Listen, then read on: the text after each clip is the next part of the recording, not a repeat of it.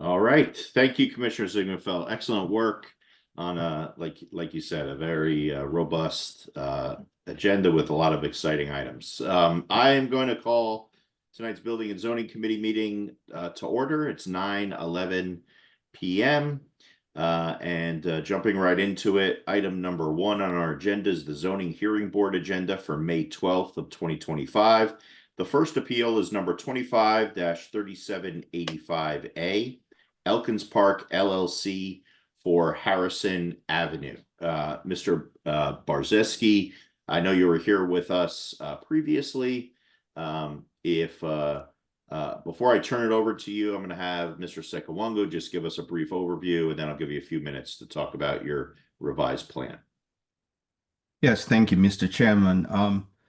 Again, the applicant was before Building and Zoning last month. He took into consideration the comments that were made and has amended his application.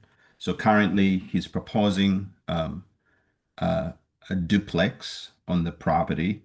The duplex is basically a permitted use in the R3 zoning district, albeit the property as is a non-conforming use in terms of lot size, and also has a non-conforming use of 5 garages.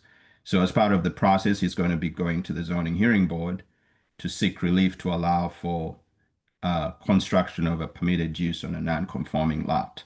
And that basically sums up the application. Thank you. Thank you. I'm sorry, Commissioner Zieggenfeld. Just give me a second. I apologize. I'm getting into bad habit. You thought you were still in Public Works. I know. Before we get to you, Commissioner, I would like to give the applicant an opportunity to just say a few words about the application. And Mr. Barzeski, the floor is yours for a couple of minutes. And you're muted, sir. Just. Sorry. Thank you very much, Chairman. Thank you, everybody. I know it's late. Good evening. I'm the property owner of an empty lot on Harrison Avenue in Cheltenham Township. And I've spent over a year navigating the zoning hearing board, zoning hearing based on what I know and I understand. From now, I understand that's to be a misunderstanding of the township own zoning code. And I'm referring specifically to section 295-2502. I'm not asking for any special treatment, only for what I'm entitled to under the law. That's the only thing I'm asking for. My proposed use is a duplex. Duplex is, as Mr. Sakawango explained, is permitted in the R3 zoning district. My lot is legally non-conforming in size, and according to section 295-2502, development on such lot is allowed as long as all other zoning requirements are met. Unfortunately, rather than recognizing this provision, township staff denied my application and directed me into the appeal process. That has been both costly and time-consuming, yet the code speaks for itself. Here's what section 295-2502 says, and I'm quoting, "A lot which does not comply with the lot width or lot area requirement for the district in which it is located may be used and developed, provided that 1, the use proposed is permitted in the district, 2, the lot was lawfully in existence as of the effective date of this chapter or created in accordance with the provisions of this chapter, and number 3, all other requirements of the district, including but not limited to setbacks, coverage, height, and parking, are met." This is clear and commonly used rule in the zoning across many municipalities. My lot meets these conditions. The proposed use is permitted, and I intend to fully comply with all applicable requirements, including setbacks, impervious surface, limits, heights, parking, and density. The architectural material I provided are just proof of concept. Final plans will be adhered to all R3 zoning standards. That's a promise. I would also like to respectfully clarify that's unrelated concern whether if it's about traffic, property upkeep, or other neighborhood matters are not relevant to this specific zoning question. The only issue here is straightforward. Does the code allow development of permitted use on a legally non-conforming lot as long as all other requirements are met? Very, very simple. I believe the answer is clearly yes. And I ask the committee to help correct the course by referring this back to staff with direction to proper determination. Thank you for your time and for your consideration. Mr. Barzeski, thank you for your presentation. It is my understanding from the application, and I'll open it up for Mr. Diazio and Mr. Sekawangu, that there is one area where that you would need I guess it's a variance, which has to do with impervious surface. So because of that, the process has to go through to the zoning hearing board. So this is not, in my view, an area where we would absolve you of that requirement. I think we have, according to the code and according to staff and our legal counsel, I'm sorry. Hold on, let me just finish. An obligation to proceed through this process to either take no action, take some action, and that's what we intend to do today. So with that, Mr. Diaz or Mr. Sekawango, do you want to just weigh in on the basis for the need that this application has to go to the zoning hearing board, just to make sure everybody's on the same page? Yeah, real quick, the property is actually improved with 5 garages. I know the applicant did mention it's a vacant property, but it's actually improved with 5 garages. Again, as part of the process for any zoning application, an applicant has the option to appeal the zoning determination, but that appeal goes to the zoning hearing board, not to the board, or does it revert to staff. So that appeal has to go to the board, and he's going through the process of going to the zoning hearing board to have that appeal decided on. I'm sorry, to appeal the decision or the determination of staff, or seek relief from the zoning hearing board. Okay, thank you for that clarification. I believe this is in Commissioner Zieglerfeld's ward, so I'll turn it over to you, Commissioner Zieglerfeld. Thank you. Mr. Borzeski, so I think that there's one thing that we had spoken about both in a public session and in private, and that's that with this, and hopefully in a consistent manner with all your properties, that you would not engage in short-term rentals on this property, not to list or advertise this property on Airbnb or any other similar sites. And I think we had you discuss that and make that promise to us. I know that there was some comment in the Planning Commission notes that it was quote unquote a ploy that you used to get attention to the property. And I'd simply say we expect that you would not on this property, and hopefully in concept not engage in short-term rentals, not only on this but in other property. But speaking to this property in particular, we're asking you to agree that you would not advertise or use Airbnb or any of those sites in that fashion. I agree 100% on the specific property we're discussing. That's what I would like to limit the discussion. I 100% agree to obey and adhere to any township rules. Thank you. I see Commissioner. Oh, I'm sorry. If I just may add regarding the impervious surface, Chairman, the impervious surface wasn't an issue. It's already in the new plans that it's under 50%. And I spoke with Mr. Sakawango also in private, and we agreed that the actual plans that I submitted to the committee, so assuming it will be approved, the township will make sure the impervious surface are within the requirements of the zoning. Mr. Sekawango, is that your understanding as well? Yes, his impervious surface currently is at 49.9%. So we will be monitoring it closely. The maximum allowed is 50%. So again, we will be monitoring it closely, but I believe he's also offered to, Mr. Buzanski, you can comment on this, but I think you did mention you may take one of the garages down. Not sure whether that would then bring it up to the 49.5.9 or whether that would be a lot less. But I think you talked about that or you mentioned. Whatever, I think the size of the garage reduces the overall size of the impervious surface. That's what it's going to bring it to. I'm sorry, I cannot calculate now. Mr. Diazio, the commitment, which Mr. Barzeski has appreciated about the short-term rentals and Airbnb, that is part of our code that exists already, correct? It's correct regarding the short-term rental piece. Okay. The code does not expressly talk about specific websites, of course, but I think for this application, it would be helpful if the board's inclined to take no action on this application. It may make sense to be very explicit so that there's no ambiguity.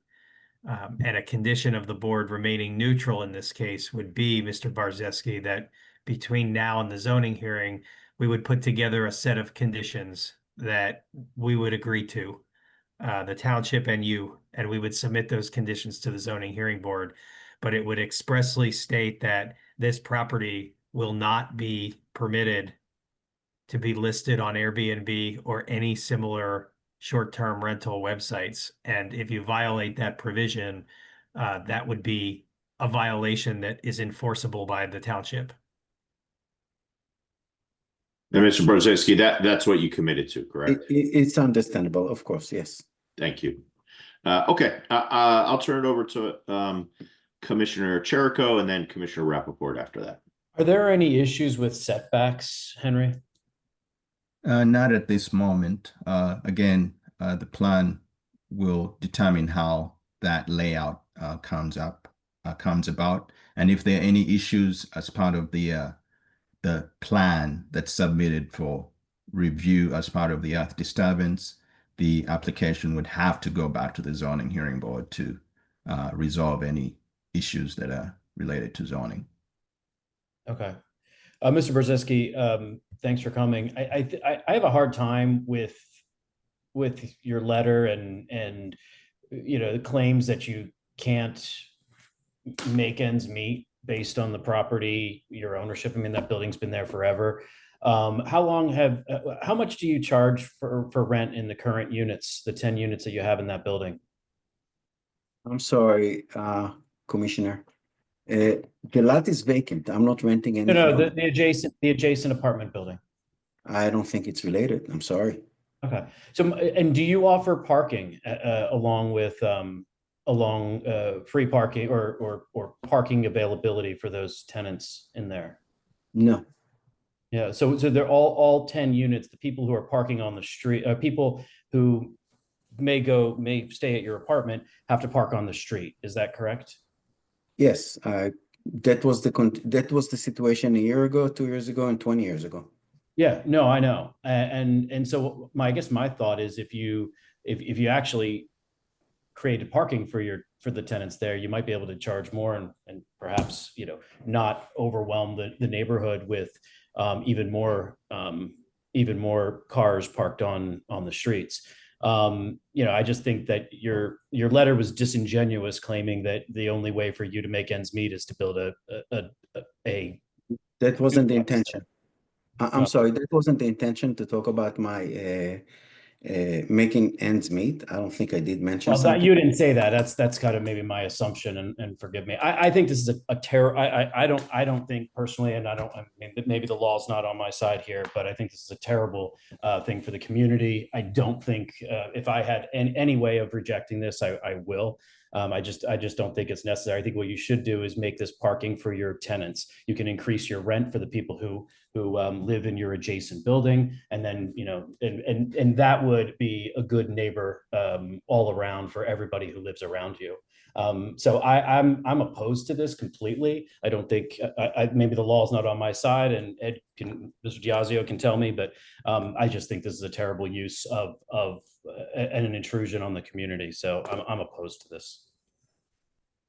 I just would like to I'm not going to. I'm sorry, Mr. Brzezinski. I'm just to move along to Commissioner Rappaport. Well, okay, I mean, I think Commissioner Chirico touched on the question of hardship, because I do think that came up in the document, and it struck me as being a little. I didn't understand the hardship, but the real problem that I had was, I know that the applicant is asking for a duplex, but when I looked at the plan, it really has the making of a triplex, very, very much so. And so I don't think that a multifamily, I don't think it's zoned for multifamily. So beyond a duplex. So, you know, if we were going to make a recommendation to the zoning hearing board, I would also say that it should be conditioned on it remaining a two-family unit. I don't know. I mean, I don't know how you go about enforcing that, or you know, we're going to be looking at another project later on in the night that's going to put 5 people in a much larger that. I don't know. I mean, it just I would like to see some conditions on it not becoming a dormitory or something like a triplex. Mr. Brzezinski, do you want to? Yeah, I'm really not sure why you're referring. It's a triplex. It's 2 units. There are only 2 kitchens. The first floor has living room and a single bedroom. Second floor has 2 bedrooms, and the third floor has also 2 or 3 bedrooms unit with a kitchen. So there are 2 kitchens, total 6 bedrooms between both units. Regardless of anything that's you thinking I'm doing, the township will definitely supervise everything I'm doing when we get into the planning process or development process. I'm not planning on hiding anything. Mr. Brzezinski, would you commit to maintaining it as a 2-unit? Of course. Yeah. So that's another condition we could add. Okay. Well, thank you. That's appreciated. Commissioner Rappaport, anything additional? That's it. Thank you very much. Thank you. Any other questions or comments on the application? So, yeah, Commissioner Norris. Yeah, sorry, late question. Commissioner Zygmunfeld, has there been any feedback from the neighbors? Not to me, but that, you know, there are some neighbors I know that have expressed some concerns. Okay. So I think in fairness, I see a hand raised. In fairness, and we don't always do this, but in fairness to the folks who have been on this call, who may be neighbors, I'm happy to take a couple of comments and give it a little bit of time, but please keep your comments short and to the point, and we'll give you an opportunity. So I see Jay Wasserman with their hand up. You can unmute yourself and have a couple minutes. Yes, hi. I'm sorry. Apparently my screen is showing something bizarre. I'm not sure why. It is, but you're fine. We can hear you just fine. Okay. My name is Jennifer Wasserman. I live directly across the street at 349 Harrison. I just have a couple of comments. I know he asked not to bring in the apartment building, but I think it is super important for you to know some of the history of us dealing with him as a landlord and as an owner of a property, and why we're so opposed to what he is proposing. And a lot of what you said tonight really does back us up. Things like it reads like a triplex, that there is the possibility of it becoming that there is the possibility of it becoming dormitory style, renting single rooms. Currently, the apartment building is still on Airbnb and on VRBO. So again, we do not believe that this duplex will not somehow end up there.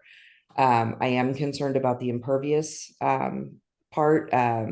In the plans that we saw, there was no sidewalk, there was no path leading to the house. The garages had grass going all the way up to them, meaning that they wouldn't be accessible as parking. He's saying he could knock down a garage. However, it's a 5-unit garage. They're not separate. So I'm not really sure how he would knock one of those down without affecting the other pieces. We have dealt with this individual in the past. So this is where we are coming from as neighbors. This is a really tight community with people who really have lived here quite a long time. We've been here almost 23 years. Neighbors have been here for over 40 years. And we just really want to see a neighbor that is trustworthy and that we can believe will be a part of the community in a positive manner. And what we have seen has not led us to believe that. So that's all I wanted to say. Thank you, ma'am. And just, I think there may be another resident who was here who I don't know if I still see, but just to be clear as what our role is here tonight, this board, this committee, excuse me, is bound to focus on the zoning application, right? And we have to look at the zoning application and ensure that it meets those requirements, and then take a position with the zoning hearing board, who will ultimately decide to either grant or deny the appeal.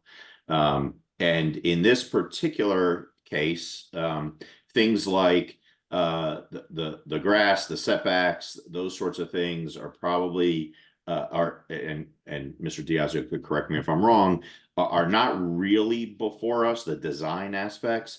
Those are going to be part of the earth disturbance and the and later parts, but right now I think it's incumbent upon this committee to ensure that we are addressing some of the concerns that are raised, that we have the ability to address, and that is many of the conditions that have been raised and agreed to by the applicant. Number one, no short-term rentals. Number two, no advertisement on Airbnb and similar sites. And my recollection is number three, I could be missing one, is ensuring that it remains a duplex, 2 units, and does not become, as is feared, a dormitory style housing unit. So, I think those are good accomplishments, and I'm grateful for the committee for raising those. I'm grateful for the applicant to abide by those, and so, but your concerns are important and may be addressed at a later time. I just want to make sure that we understand what the scope of our inquiry and review is. Commissioner Rappaport. Yeah, to that I thought we were also adding a question about the hardship. I think, I may be wrong, but I think that's part of the zoning hearing board consideration.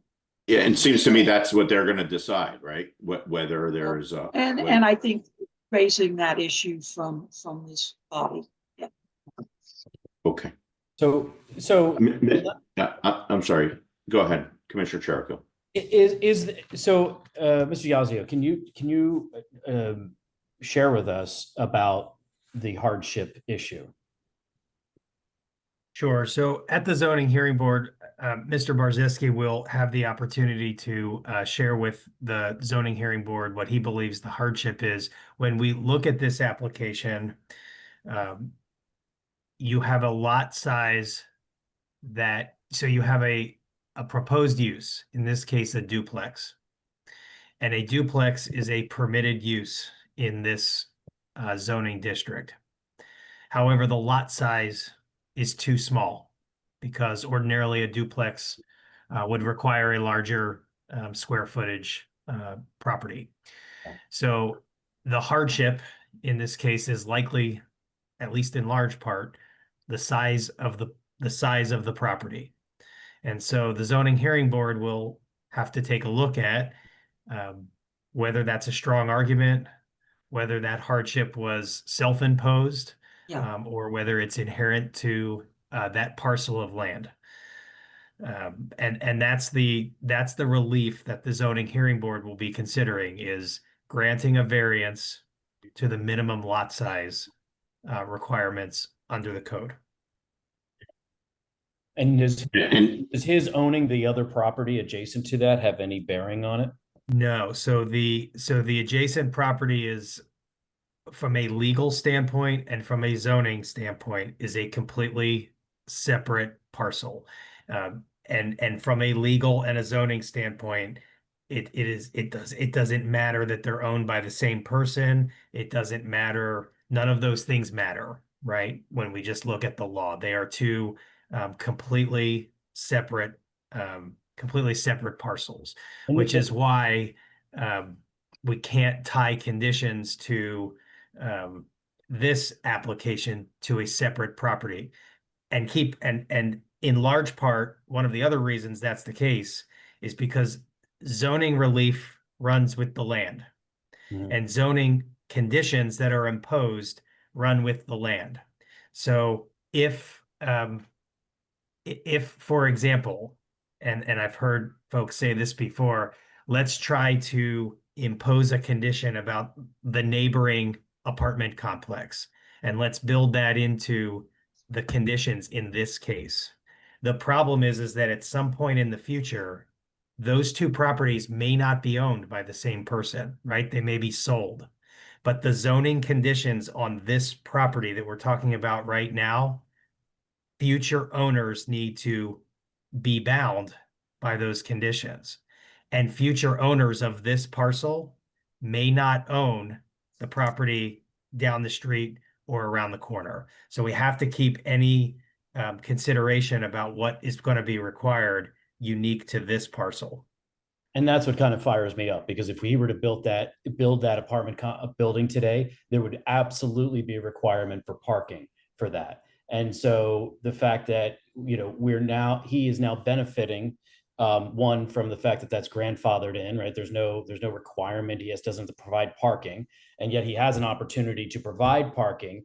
He chooses not to, and instead requests for relief in order to build a duplex, rather than provide, you know, it's frustrating. And I just, it is frustrating for the people in the community. I think it's just a bad use of space. And I just think it's, you know, I know, like I said, my hands are tied here, but. thank you, Commissioner Cherko. Commissioner Rappaport.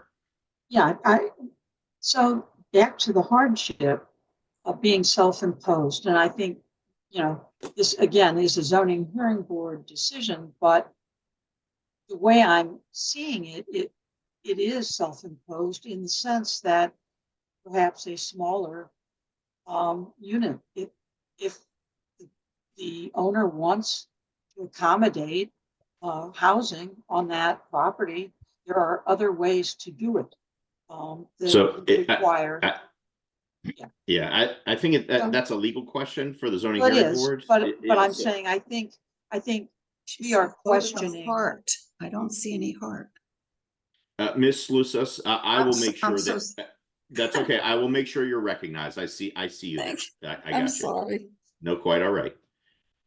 Commissioner Rappaport, I didn't mean. Yeah, to I'm finished. I want to make sure that I think there is a sense that the hardship is self-imposed and that needs to be questioned. And Mr. Diazio, that is the question that the zoning hearing board will ask, correct? Absolutely. That is That's the job. the central job that they will be performing. Okay. Ms. Lusas, now you're muted, but you can unmute and please have the floor for a couple minutes. Okay, won't take me a couple minutes. My apologies. This Quite all right. says okay. what I don't quite understand, and maybe you can help me understand, is if he is saying that for 346 Harrison Avenue, it will not be used as short-term rental, whether it be Airbnb or VRBO.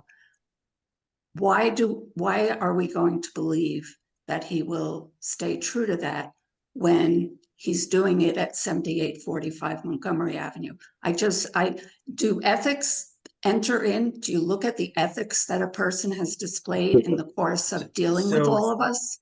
So what I can say in response to that is, and Mr. Sekewangu may be able to speak to this, but there are citations pending, and citations work their way through the system, right? And one of the things that we've talked about in this conversation today is imposing very explicit conditions that if in the future they are violated, there's a clear course of action that the township can take to correct those. So But he doesn't seem to care about it, that he's been cited on the other property that he owns. So why would he care at 346 Harrison Avenue? I mean, if somebody told me what I was doing was, against code or illegal, I would be stopping, especially if I'm going to them asking for favors or asking, for permission to do something. So that's my comment. Yeah, thank you for your very valid comment. It is appreciated. I think, and I'll turn it over to Mr. Sekewangu in a second, but I think the idea here is what we can do in this form right now is make sure that we have as explicit conditions as possible, even though it may not be the best possible outcome. The best we can do is ensure those conditions are there, so there is a clear enforcement mechanism to ensure that there is compliance. And to the applicant's credit, he has committed to that.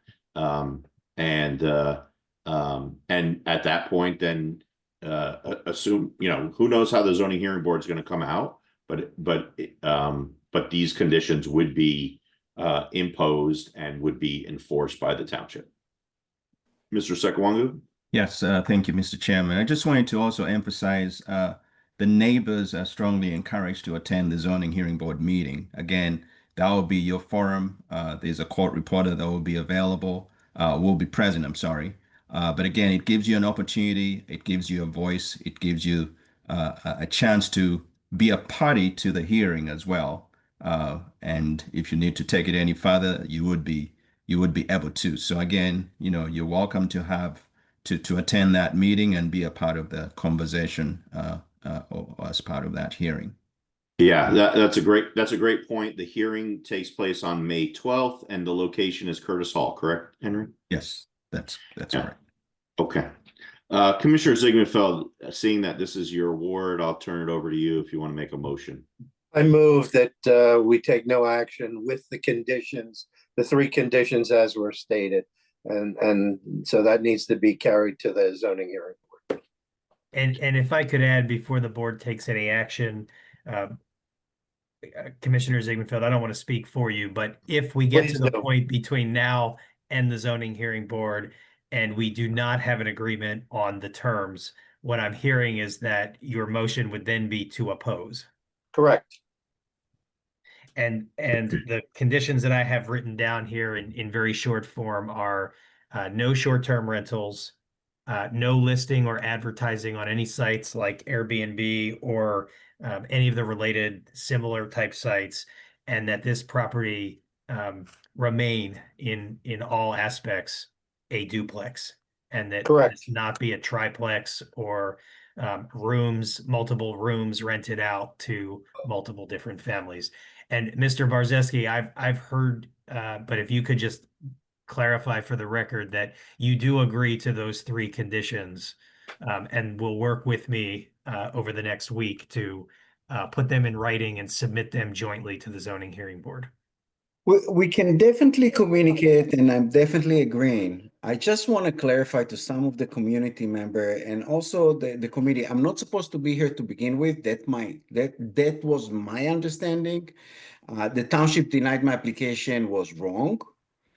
But you know what? We're already here. I will cooperate, but I just want to be clear that under the section 295-2502, and I saw how cautious everybody.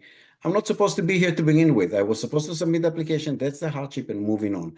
But Mr. we Barzinski, definitely can communicate this week and I come think to we agreement. I think we understand your legal position, but the which you're entitled to maintain at the zoning hearing board, but this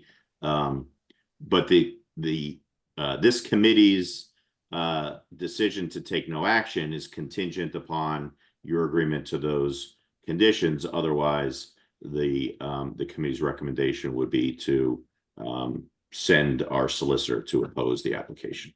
I understand the consequences in case we will not come to terms. Thank you, sir. Okay. So we have a motion on the table, a commitment from the applicant. All those in favor say aye. Aye. Aye. I abstain. One abstention. Okay.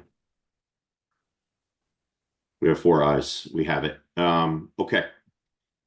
Moving on to item 1B. Appeal number 25-3789, Wendy Brown for 101 Cliff Terrace. Mr. Sekawongo, do you want to give us a brief overview? Yes, again, this is thank you, Mr. Chairman. This is an application for 101 Cliff Terrace. The applicant is proposing to have multiple individuals that are unrelated to live at this property. They already are.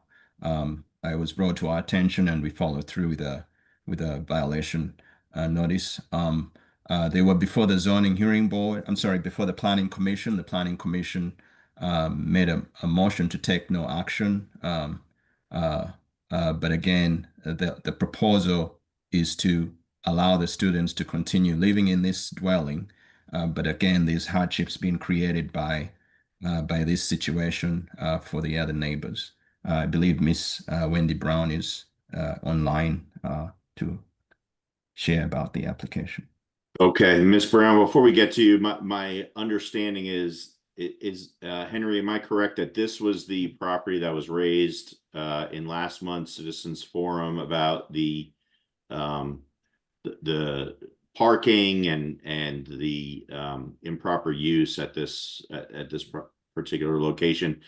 Yeah, and is it also my understanding that this property has been cited, and do we know where? And this is an appeal of that citation, correct? This isn't correct. So okay. as part of a citation, the applicant has had the opportunity to go through the process, which states the citation of the violation notice. Okay, thank you. So Ms. Brown, I'm not sure if you're here on your own or if you have legal counsel, but if you're here on your own, you're welcome to have a couple minutes to talk about your appeal, and then this board will discuss, as you saw, and make a determination. So feel free to unmute yourself, and you have a couple minutes. Thank you. Yeah, I can't afford a lawyer. I did try to call, but it was going to be over $5,000. So I thought I would just give it a shot myself. Please. Thank you, Chairman and members of the Zoning Hearing Board. I appreciate this opportunity to present our request tonight. Basically, we're seeking a temporary exception through May 31st, 2029 to allow 5 unrelated individuals to reside in our 5-bedroom house on 101 Cliff Terrace in Wyncote. This request is not for a permanent variance. I didn't really understand the process, and I tried to call to see if I could get that removed. But it's my understanding that because it's already in the process, I can't update that. But this, it's basically a accommodation to support our daughter to be able to live there while she completes her PhD program at Temple University. It's to promote her well-being, and I wanted to address some of the concerns that came up at the Planning Commission. I felt like I wasn't able to speak after I I only spoke one time at that meeting. So following the planning commission meeting, a neighbor did express concerns about potential negative impacts on the neighborhood. I just want to emphasize that I do mean for this to be a temporary exception, not a permanent change. We're committed to maintaining the character of the community.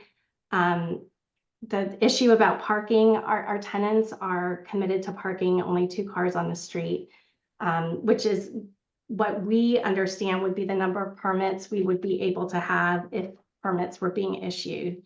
I understand that from what I hear that the parking has improved, and that I anticipate, like, once the permits are issued and people start issuing citations, that the parking will just correct itself, because I don't know when that will be. The other thing, concerns that were raised were about preserving the historic nature of the community. And I just want to assure you that our daughter has very, they call themselves swim family. They've known each other for years. They love each other. They support one another. They're kind to each other. They go on vacations together. This is not like a room rental situation. These are all beginning in June 1st will either be graduate students or young professionals. So we have no intent to rent this house after our daughter leaves. We will either move there ourselves or we will sell it. We don't want to be landlords. We don't like being landlords.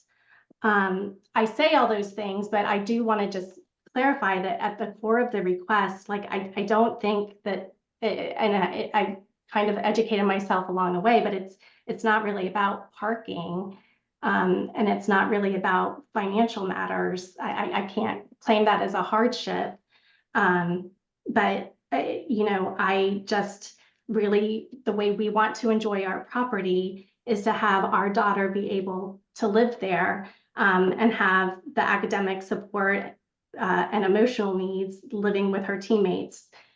She shares a long history with them, and they provide a lot of support to her, and they're really good citizens. They volunteer. I won't go into everything that I mentioned at the last meeting, but they're all very active, and they all volunteer at various nonprofits in the local community.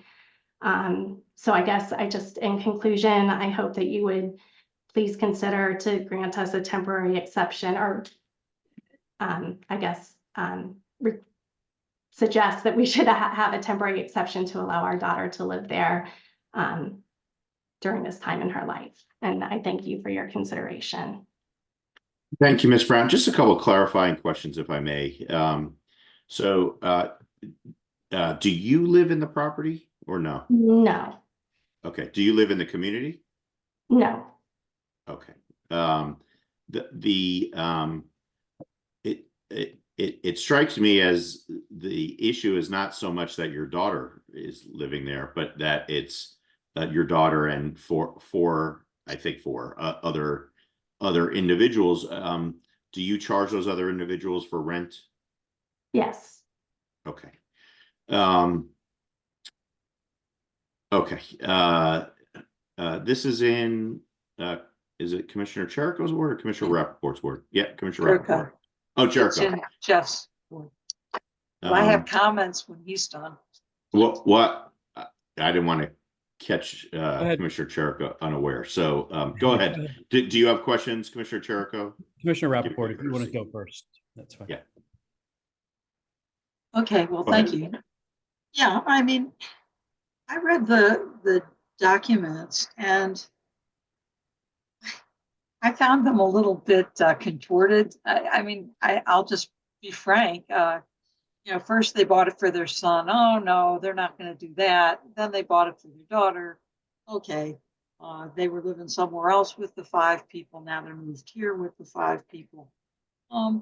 It seems to me a self-imposed hardship, and they're asking for a use variance in a residential neighborhood.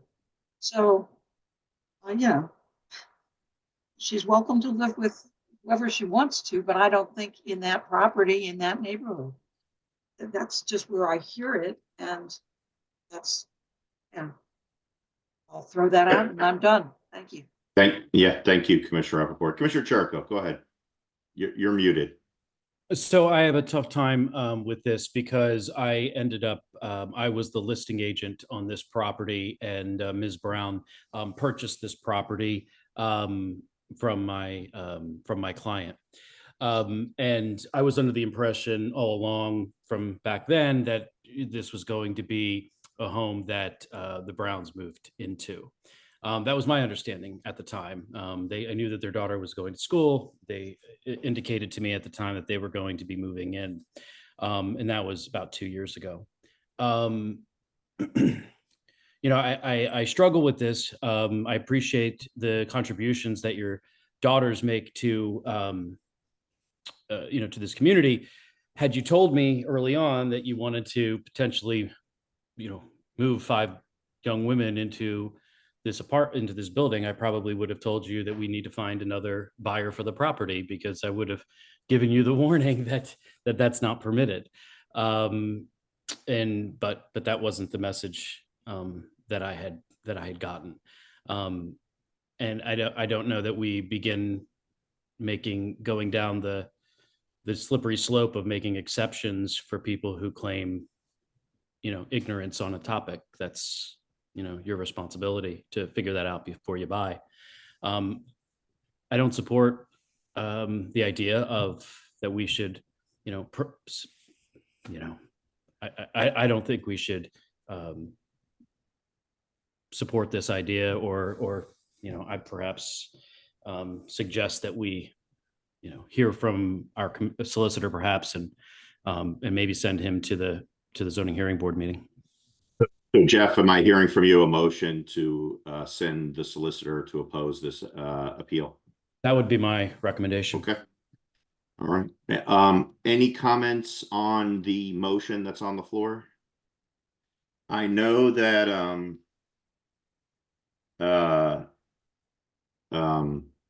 there may be some neighbors who are here. I'm going to give you, I see Ms. Post and Ms. Fox. I'm going to give Ms. Fox just a minute, and then Ms. Post a minute. Thank you so much. Good evening, commissioners. My name is Margaretta Fox, and as someone who grew up and currently lives on 104 Cliff Terrace, I am concerned about how Ms. Brown's rezoning request will impact the nature of our historically significant street, as well as the precedent it may create for additional rezoning and change. My question is, how can Ms. Brown, a resident of another state who has never had the pleasure of living here and says that she's under some sort of financial duress, ensure that her desires to have renters won't adversely impact people like my mother, who have resided here since 1977? That's more than 50 years in terms of visitors, traffic, property maintenance, property value, neighborly relations, and the peace and quiet of all of us at 104 Cliff Terrace, and that we have labored so hard to enjoy. That's my comment question. Perfect. Thank you. Thank you, Ms. Fox. Ms. Post. Yes, thank you so much to the commissioners who spoke so clearly about this concern. This is not a question of the character of the students who live there. They're probably completely fine. They may be lovely young women, but there are other options available for housing. It is not a hardship for them, especially going to Temple University. In fact, we have families on this street who currently and previously had Temple students, and they did not live here. I have 2 main concerns. One is that, as most of you know, this is a very small street, historic district street with 12 twin homes. The closest streets for additional offside parking is, each of them are a quarter mile away on Fernbrook or Webster, which is quite a hardship for families. I've lived here 34 years. We've never had a parking issue, but this goes beyond a parking issue. My concern is that, as nice as Ms. Brown comes across, and I accidentally met her when she was first moving her daughter in, and she seemed lovely, was excited to have her on the block. What she said to me was very different from what she expressed in her appeal to the Planning Commission. She said that, and as they were moving their daughter in, she said, you know, we're planning to move here in 4 months. I have a son in high school, And we want to, he's not ready to move yet, so we'll definitely be here by January. And this was, I guess, August of 2023. And then the daughter moved in, and shortly after that, I'm not sure exactly when, but the other students moved in. So there was that disingenuous piece. The other part is that they're claiming that they had no knowledge of zoning regulations and certainly did not inform Commissioner Cherico of their intentions. Yet, on doing a cursory search of their situation, they live in a beautiful, almost 5,000 square foot McMansion style house in West Virginia. And her husband is in the financial field, and actually, Ms. Post, I'm sorry. This is not relevant to the zoning issue. So let's focus on this particular zoning issue. Thank you. Well, one of the things that came up was the idea of having dormitory style housing, and also about the suggestion that it's a hardship for the family to have two homes. And there was the implication in the previous Planning Commission description that they were planning to move in, which seemed, again, given their situation, kind of preposterous, but also most college-age students don't want their parents moving in. But regardless, now that it's changed to saying we want to just support our daughter and these 4 lovely girls, but there is a situation on in our street that turning one home into a dormitory style rental property and setting that precedence by granting the variance would lead to the possibility of any home on this small street turning into this. Thank you. The character of the community. So I would really encourage you all to consider that. Thank you. Thank you, Ms. Post. Ms. Brown, I think we've heard a lot. Respond to that? Excuse me. I'm going to give you 1 minute because it's very late and we have a lot of agenda here. But it is your application. I'll give you a fair shake here. So you have 1 minute to respond. Okay, I'm just sorry. I just have to say that I feel like making assumptions about people's personal life when you don't know the whole story is really unfortunate. The decision that we made to not move to Wingcote and all Ms. Brown, has just nothing to do with anybody. And in fairness, Ms. Brown, this committee is not going to be deciding on your moving decisions. Okay, we're going to be deciding on the zoning part. So if there's anything you want to talk about in terms of the zoning, you have a little more time. We can't hear you.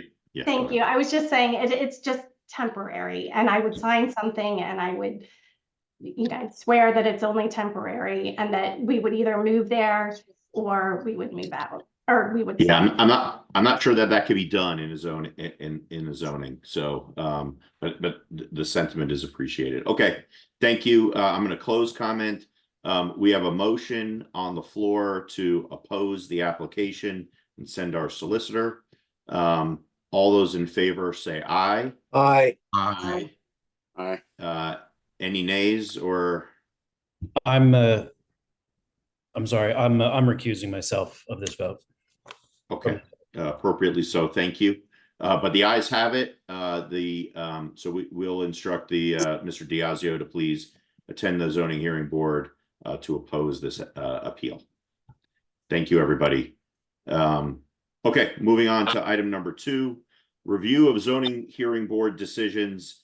2A is appeal number 25-3786, Target Corporation for 2450 Shoppers Lane. Mr. Sekawongo, do you want to give us a very brief overview? Yes, this was before you last month. The zoning hearing board basically made a decision to approve the containers, the 36 containers that are being proposed, and restricted them to 16 weeks.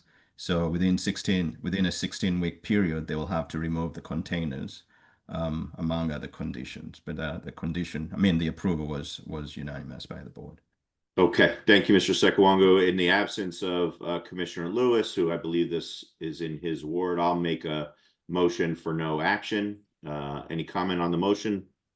Seeing none, all those in favor say aye. Aye. Aye. Thank you all. Item 2B, appeal number 25-3787, Jason Presley for 17 Latham Parkway. Mr. Sekawongo, another summary, if you wouldn't mind. Yes, again, this was before you. As part of the zoning hearing board decision, they granted approval with a couple of conditions, but it was again approved by the board. And what ward is this? This is in Ward 3. Okay. Commissioner, you want to make a motion? Oh, you're muted. Mute. Sorry about that. My first day on Zoom. Yeah. Yeah, I think take no action would be my recommendation.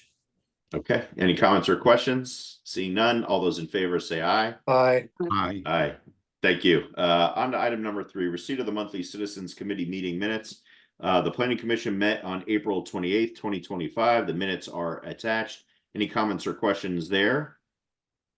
Seeing none, I'll move for acceptance. All those in favor say aye. Aye. Aye. Aye. Thank you. Item 3B, the Board of Historical and Architectural Review met on April 17th, 2025. Minutes are attached. Comments or questions there? All right, seeing none, I'll move for acceptance. All those in favor say aye. Aye. Aye. Aye. Moving on to item number 4, receipt of the staff reports for April 2025.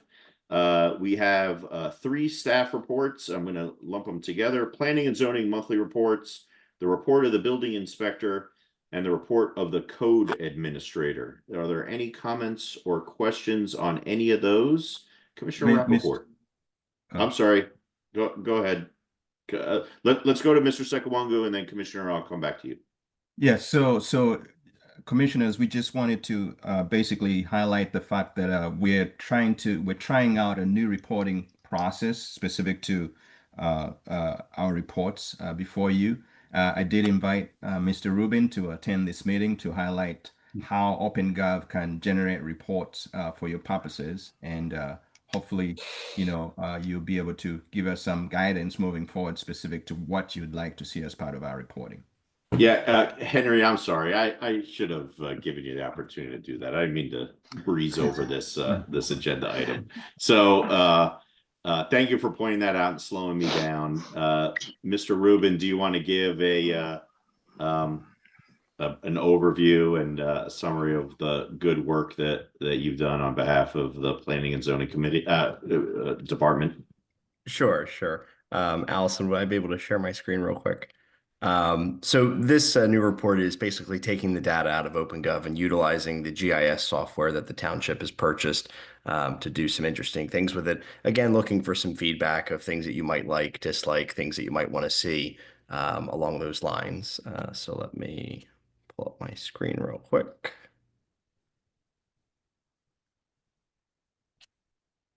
So it's an interactive dashboard that the link will be updated every month. There's a couple sections to the dashboard. In the first side here, we have the month of March 1st to the 31st, giving the number of applications and the amount collected. Going off of February 5th, only because that's when we launched OpenGov. So then being able to look at February 5th to March 31st, February 1st of 2024 to March 31st, trying to get some comparative data to look at. Again, very early on to really look at data, but as we progress throughout the year, I think this will be able to try and show some prior year trends and some data there. There is also a map along with, so all of those applications, putting them on a map. One thing that you can do is if you don't know who your commissioner is, you can click on a ward and it will show you who the commissioner is. And then linking out to the township website there. And then obviously you can look at one of these dots and click on it and kind of get an idea for, okay, this was a zoning and use cert and they paid $100 and that was the record number attached. So again, just an idea. It doesn't give specific addresses, but just an idea of you can look at your ward and kind of see what's going on with your ward throughout. So that directly relates to the applications, and I'm going very fast because I know it's late and there's still a lot going on. So I'm just going to try and keep this brief, but obviously any questions or feedback you can email, Henry, myself, Scott, etc. This dashboard specifically looks at our reported concerns. So in the month of March, it shows you the total. It shows you that out of the 126, 67 of those were completed. It gives you a pie chart to look at specifically what were those reported concerns. And then on the map again, you can zoom in on the map, same thing. Let's see. So we can again try and get an idea. So this was a reported concern, it's complete. It was a property maintenance concern, and we could look at the table to see, was there a courtesy notice, a violation, citation issued, etc., as well as the total number of courtesy notices, violations, citations, everything issued throughout the month.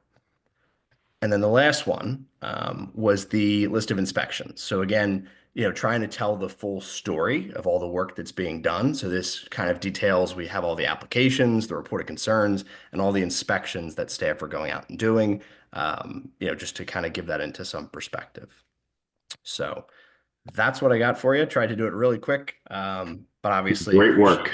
Feedback on that. But that's what some of the tools utilizing Esri and OpenGov allow us to do, is some more transparent reporting. Yeah, I'm sorry. Go ahead, Commissioner Norris. Yeah, thank you, Mr. Chairman. Mike, real quick, where do we find that information in OpenGov that you just showed us?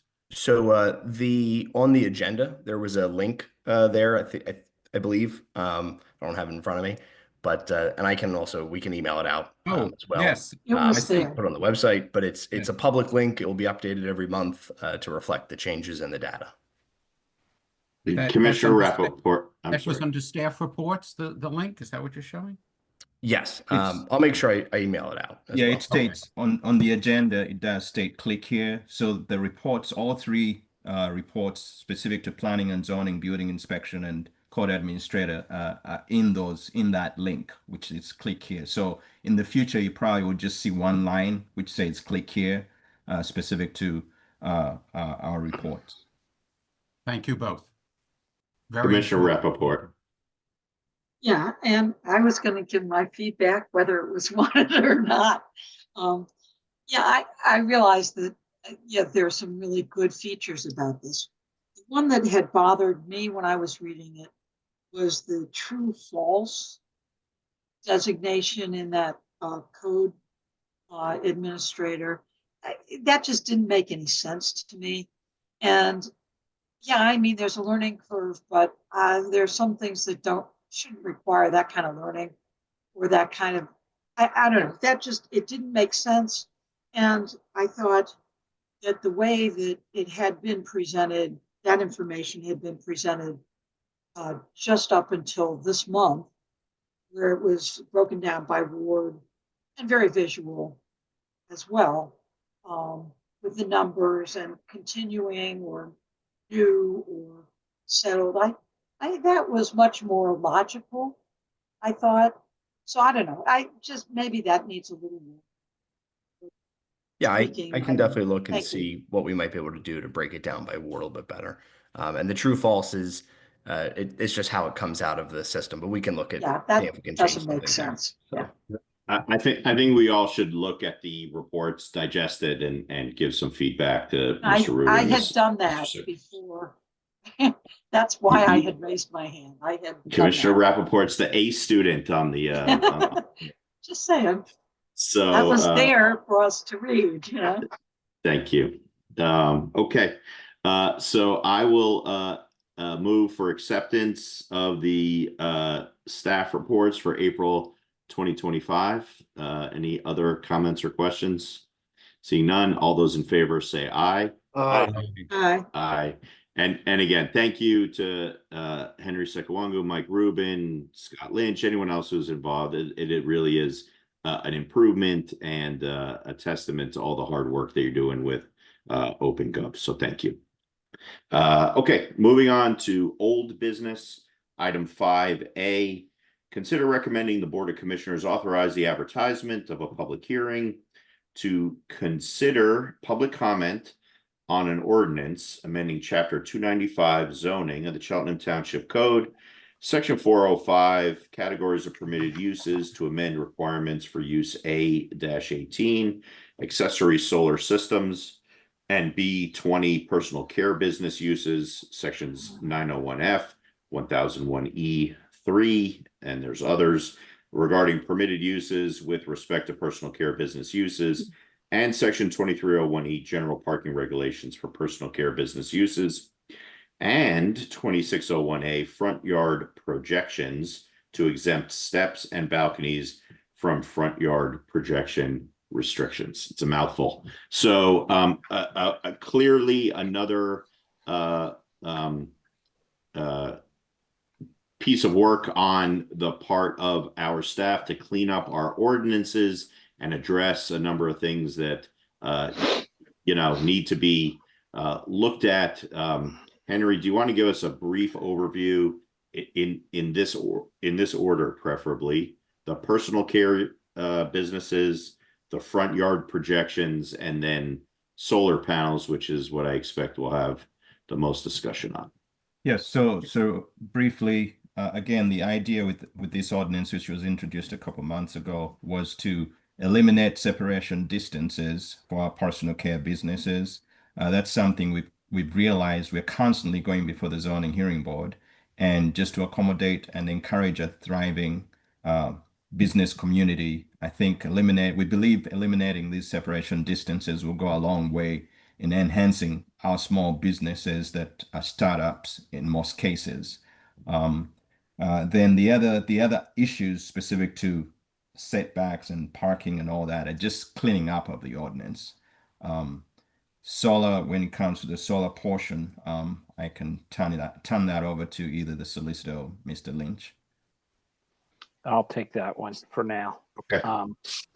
As far as the solar panel ordinance, we're looking to amend the setbacks up on a roof for the allowable space that you would be allowed to have your solar panels. Many discussions between Henry and I, Allison, Henry and I.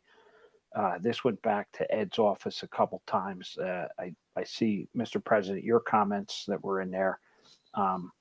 And I will say that I did meet with the EAC regarding this particular ordinances, that they do not support the changes or amendments to, but it's my professional opinion, it's a safety issue for our firefighters with these setbacks, being able to have room to ventilate your roof if needed at a fire. To give us more time inside to find victims and make it safer inside for our firefighters. So if they're back to you for questions, I guess. Yeah, I'm going to start off with a few questions, then I'll turn it over to my colleagues. So, Mr. Lynch, under this ordinance, if people already have solar panels on their roof, are theirs going to be grandfathered? That's correct. And we discussed that. I believe Sydney brought that up. Sydney attended one of the Mr. AC Khan. meetings. Mr. Khan, yes, he asked that. So when the ordinance is adopted, it will go into effect. So moving forward for any new, it would regulate new. Anybody that has existing solar panels that, completely covers their roof, we can't go back and really make them amend that or change that. So this would be for moving forward. Okay. Next question is the rationale for this proposed ordinance, which imposes changes from the status quo. What other than or in addition to your professional opinion, is there something you're basing this on? A fire code, a best practice, or something like that you can enlighten us on? So what is the setbacks pertaining to 3-foot setbacks from the ridge roof, the sides, and that comes right out of the adopted in the residential code, international residential code that we currently enforce. However, what was not taken into consideration with the residential code is there's 1.5 to a 2-foot overhang from the side of your house to where your roof overhangs, okay, which then really narrows us to be able to ventilate a roof. Best practices for ventilating a roof in the fire service is a 4x4 hole, or as close to that as possible for the fastest escape of the hot gases and toxic smoke inside.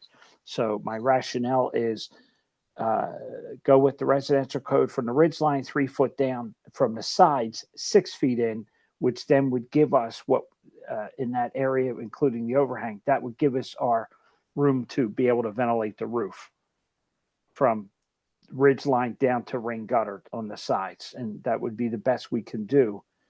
So we can work with that. Okay. Looking at the proposed ordinance, so I'm looking at the section that talks about the 6 foot access pathways, B2, and I've raised this previously. The way it reads is that it looks like it says 2 6 foot access pathways along the sides of each roof. And I mean, just the way I read it, it sounds like it could potentially be construed as sort of 12 feet. And I don't think that's what you mean. I think you mean a single 6 foot access pathway on each side of the roof, right? So I think in order to just make sure that's clear, we need to clear up that language. And my last question is for roofs that are adjacent to each other. So if you have an L shape, is it my understanding that if you have the L shape in the middle seam of the roof, it would only have to be 3 feet on each side, which would be a total of 6. Or is that going to be 6 feet on each side of the seam on an L-shaped roof? Am I making myself clear? Yes. So if I can address number 2 first, where you're referring to a 6 foot setback, it would be a 6 foot setback on each side of the roof. Okay. For the L-shaped, it would be 3 feet from the top. And then if necessary, it would be 6 foot from the side. 6. So if I have now I'm more confused. So if I have an L-shaped roof and I put solar panels on both of those roofs, in the middle, where the seam is on the roof, right? I only need 3 feet on each side. No, it's not Correct. a peak. I'm not talking about the peak. I'm talking about a corner, right? Oh, the like corner. this. Yeah. Right. So I only would need 3 feet on each side, correct? On each side of the corner, because the way I read it, it may possibly need to be 6 feet. So the way it reads is any side would need a 6 foot setback. So if you have a corner, okay, and you're trying to get panels all the way up to the corner, you would still need to meet that 6 foot setback off the sides, not the top. Okay, so that would mean 12 feet because it's 6 feet on each side of the corner, right? Now you're confusing me. No, it'd be 1 6 foot setback. Okay. Maybe I'm not making myself clear. Maybe someone can help me. So on a roof that is sort of an L shape, if I want to be on both of the roofs, right? I'm not talking from the top. I'm not talking from the bottom. I'm talking a roof that has a turn and right in the middle there, right? Where the turn is, where the seam is. Do I need to have 2 3 foot setbacks on each side, or do I need to have 2 6 foot setbacks on each side? Okay, now I follow you. It would be 2 3 foot setbacks there. Thank you. That's what I was hoping you would say. In that case, yeah. Okay. I'm sorry. It's late. I apologize. That's okay. I think we just need to make that clear in either section 2 or 4 or something like that. Okay. I think those are the only confusing questions I could come up with. Let me turn it over to Commissioner Rappaport and then Commissioner Cherico. I think he actually had his hand up first. I know, but since I skipped Okay. you the last time, I'm Oh. letting you go. Okay, Yeah. Thank you very much. All right. So my concerns are, yes, of course, we want the firefighters to be safe. That's important. We also don't want lives endangered in the house. But I think to the extent that we might be more prohibitive than is absolutely necessary, I think works terribly against those people who need and who are trying to be responsible environmentally, going to this renewable resource of solar panels and make it prohibitive not only to use the energy, but also for the savings and for the environmental benefits. So I'm sort of finding a trade-off necessary. And so I want to ask this question: what percentage of the house fires actually are we doing the vents, the roof vents? I'm going to say probably at least 65% of the fires. Of the house fires. Of the house fires, especially if they're on the second or upper floors. That's the immediate way to get all the hot gases and everything out. There is depending upon the construction of the houses, okay, if you have a basement fire in a house over in Cheltenham Village here by Roland Community Center, it's balloon construction. It's going to go from the basement right up to the attic in a matter of minutes because there's nothing to stop it. That's the construction. So we would ventilate there. A kitchen fire, something like that, depending. If it's in a ranch, it's a one-story home, yes. If it's a three-story home, no. But the greater, the higher percentage of 65%, in the 5 years that I've been the fire marshal in Cheltenham have been upper floor fires that require, the roof to be ventilated pretty quickly.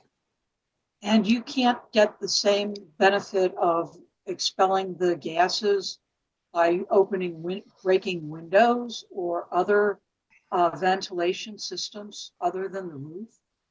So what the purpose of ventilating the roof is to draw everything up and out. With breaking windows on the floor of the fire or on the just top above floor.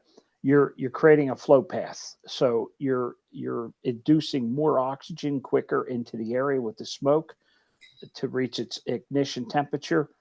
So many things can go wrong by breaking windows. I am very much in favor of a sustainable Cheltenham. I mean, I've lived here 59 years and we've had this discussion with DAC. But I'm also very much in favor of, giving somebody in a fire more time in tenable conditions by getting the gases up away from them for them to survive and for our firefighters, to reduce injuries to our firefighters as well.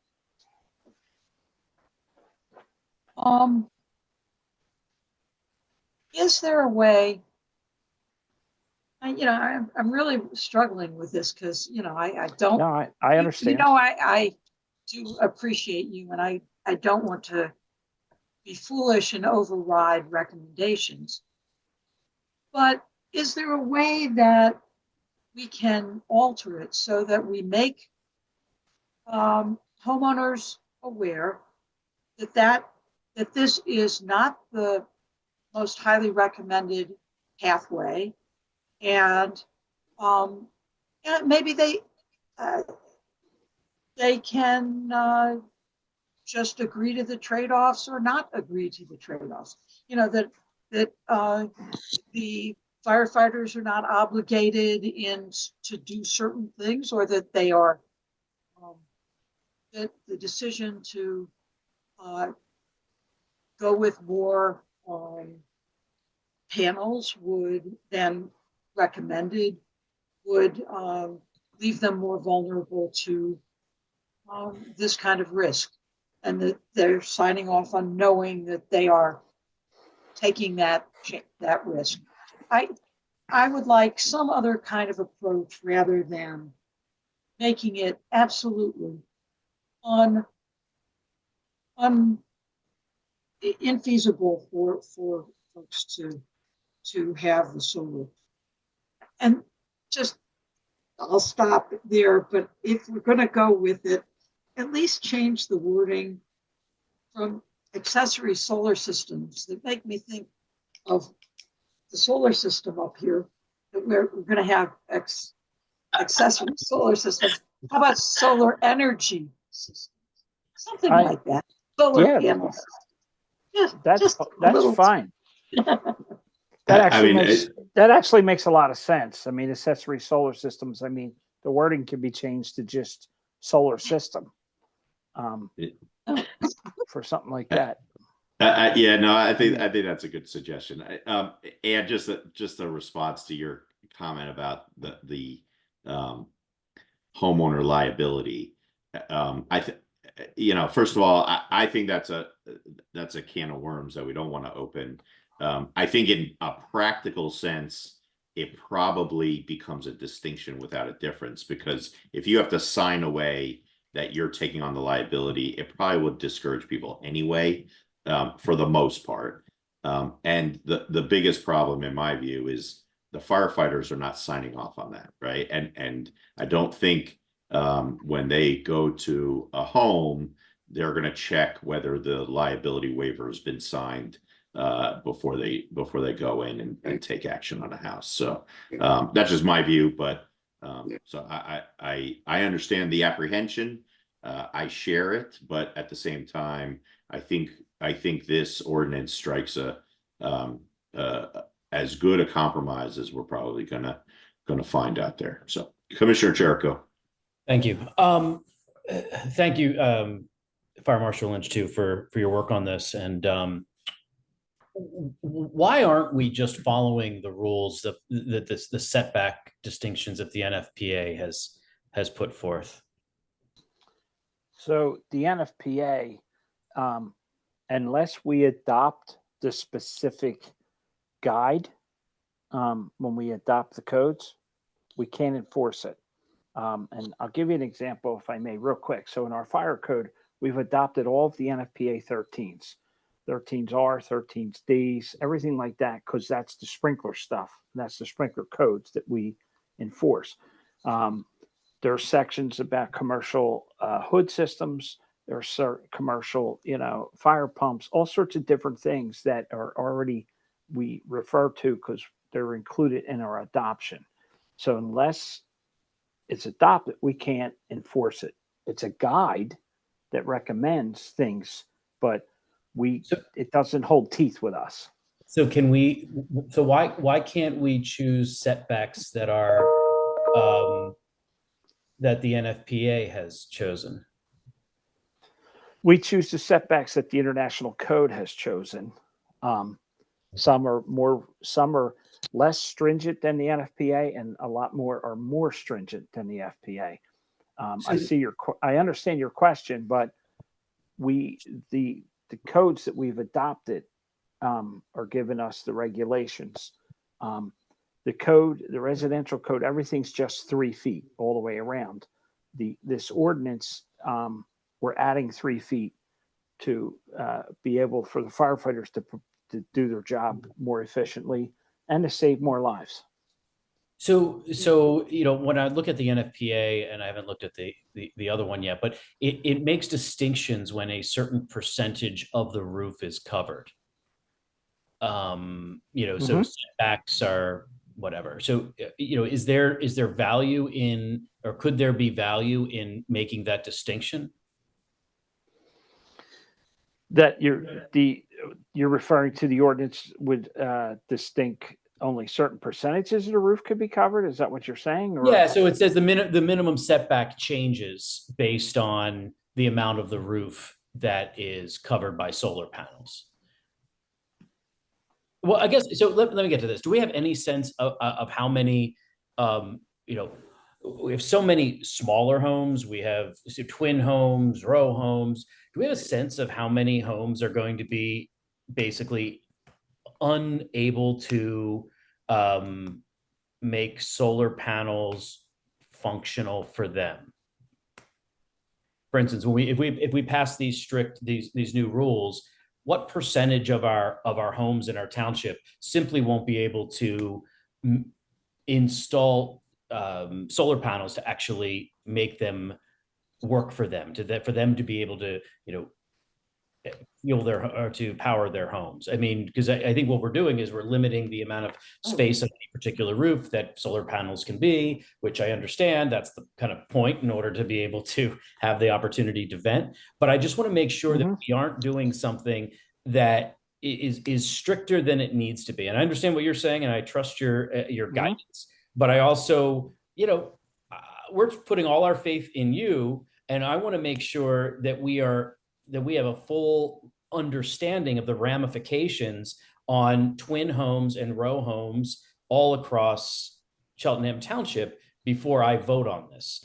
Because if I'm finding out that twin homes on Elkins and Widener and Cook and Heather simply will not be able to put any sort of solar panels on their homes if they choose to, because there just isn't enough space to do so, then I don't think I want to go. I don't know that I want to vote for or pass an ordinance that's going to make it more strict than it needs to be according to international code.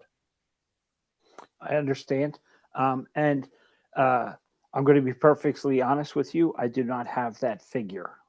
So as far as twin homes and smaller homes and things like that, I do not have that information tonight.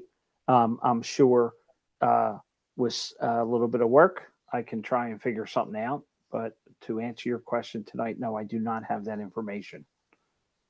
Yeah, I mean, I struggle with this without knowing the ultimate impact on homeowners across the township. So that's where I stand. But thank you very much. I appreciate your hard work on this. Thank you, Commissioner Cherico. And Scott, maybe you could get some of that information, although I think it's going to be hard to determine, I may want X number of kilowatts and somebody else may want Y number of kilowatts. And so I think it's just going to be a very difficult number to get, but be that as it may, I certainly think that any information that you think will be helpful for us to deliberate over this matter would be great. Commissioner Rappaport. Yeah, sorry to belabor this, but just if we could clarify. So when Commissioner Chirico was asking about the different guides, and this was part of what I was trying to get out without knowing the names of them. It sounded to me like Sarah Marshall Lynch was saying, and help me out here, that we've adopted the international code for most of the things, but we have adopted the NFPA code for other things as the guide. So we can only enforce what we've adopted.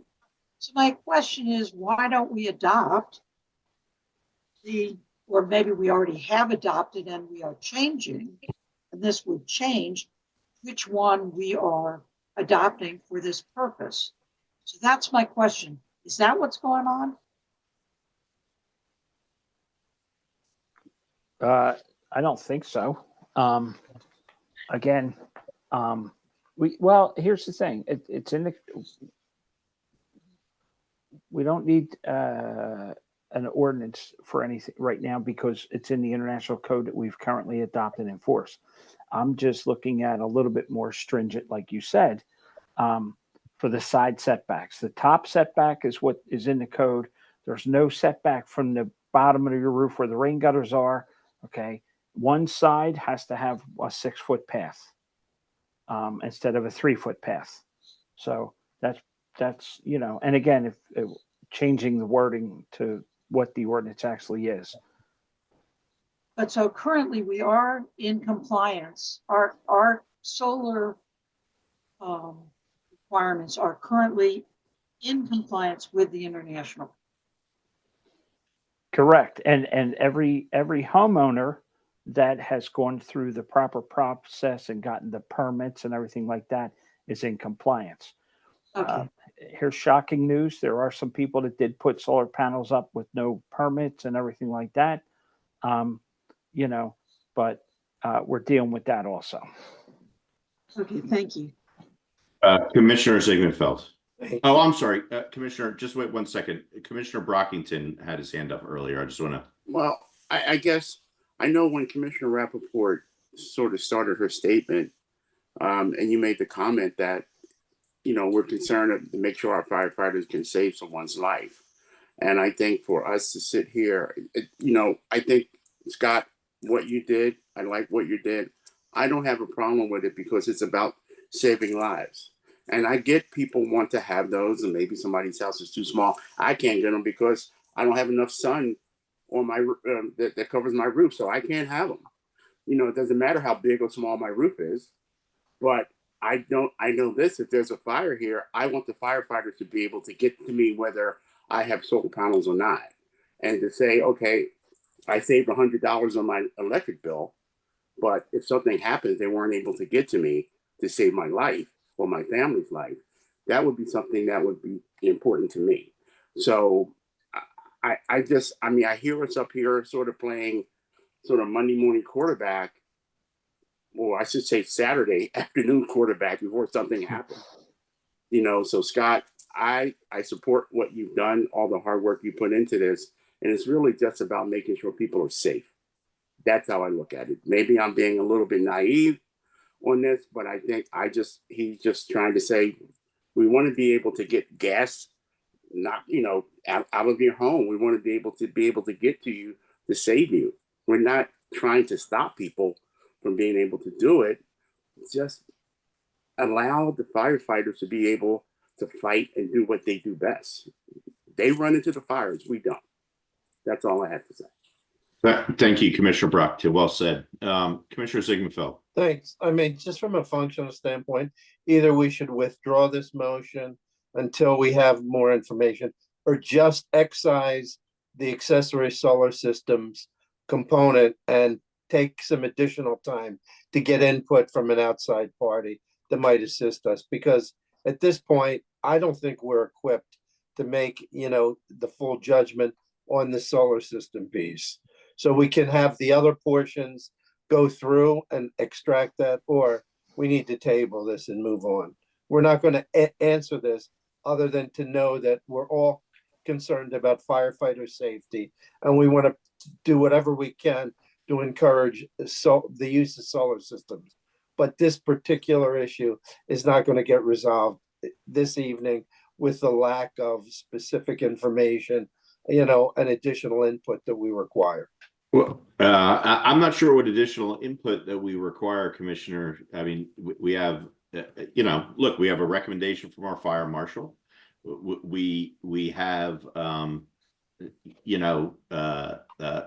opposing views about the use of solar panels. I'm not sure what it is that you'd be looking for in terms of additional information, and I'm not saying I disagree with you. I just don't know what that would be. The only thing I'd say is we have a potential controversy about the code enforcement, the code adoption that we have in place, and there is a multiple use of different fire codes depending on certain things. So I just think that with the issues that we have that are pressing, either we withdraw this for tonight and we take more time, or we extract the solar systems piece. But I don't think approval of this in its current state makes a lot of sense.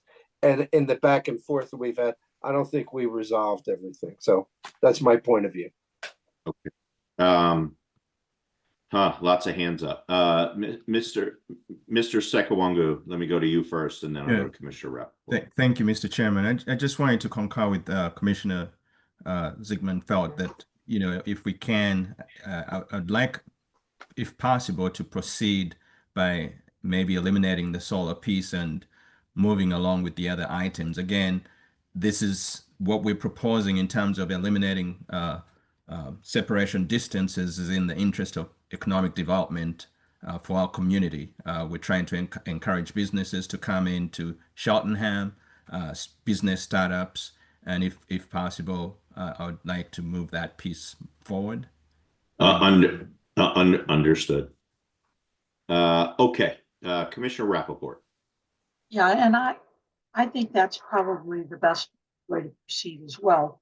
But what I just wanted to respond to Commissioner Brockington, because of course, lives matter and saving lives is what it's about. But I have to say that climate change is also a killer of lives.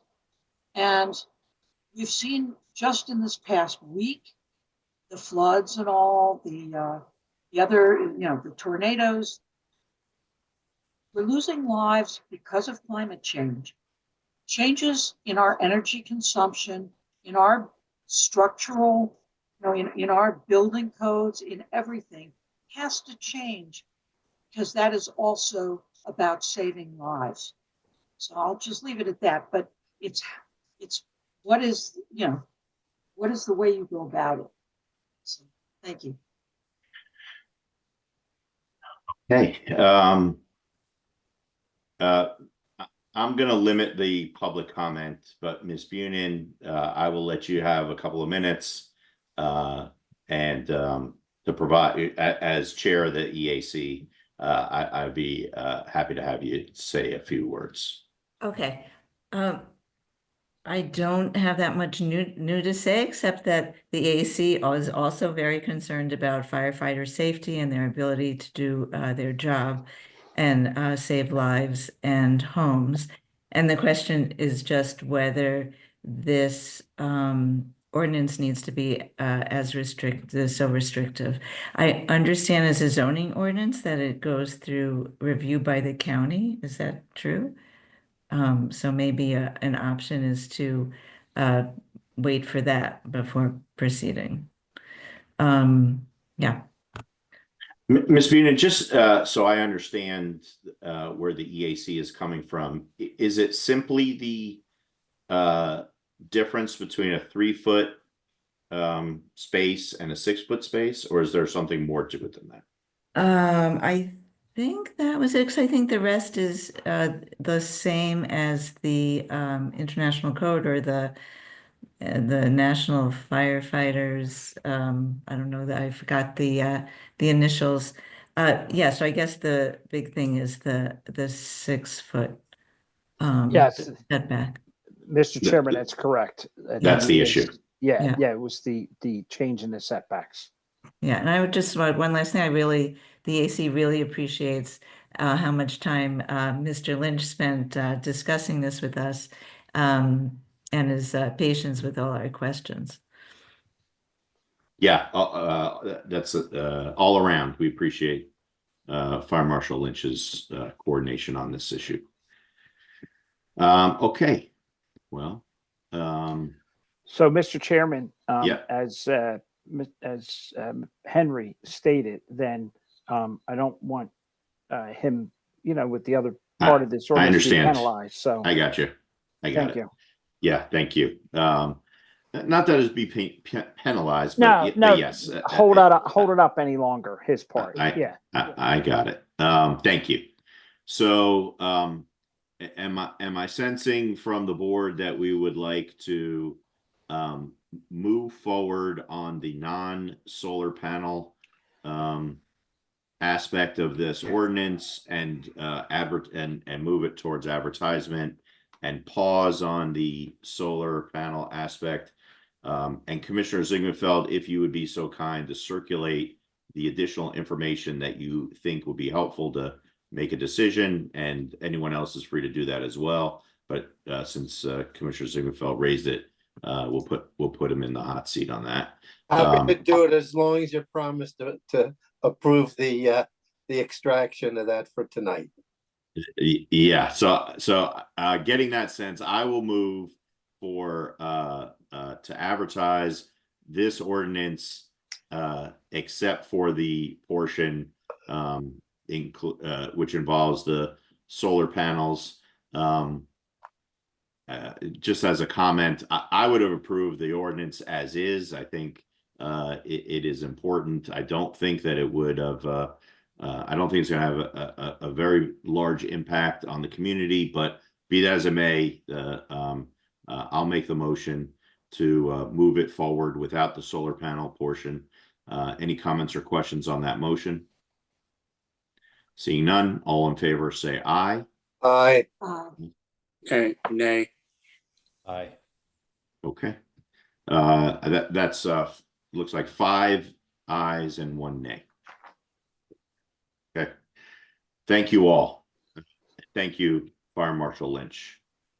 Moving on to the next item. Oh, I'm sorry. Is there any more old business for building and zoning? As Commissioner Pransky would say, it's all old by now, right? So moving on to item number 6, new business. We have one item for the board to consider.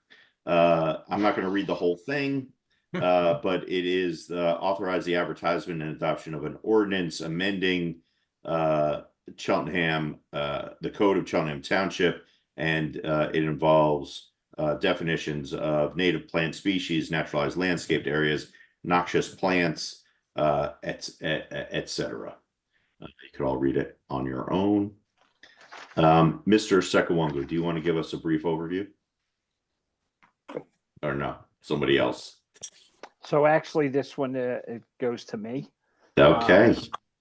And again, worked the last couple months with this through the AAC. And where the changes to this ordinance are coming from is with the creation of meadows. Okay. Sam got involved and helped us out a lot with different things. So it's pretty much just cleaning up some of the language and being more definitive with some of the definitions that are in there, and really going through and reviewing the entire ordinance. There is a section in there about registering if you do have a meadow, so that we're aware of it. And then I believe, Sam, I think we left the setbacks, and you can't be in the front yard setback or in the public right away and things like that. I think, right? Yeah. 4 feet off the fence, things like that. So,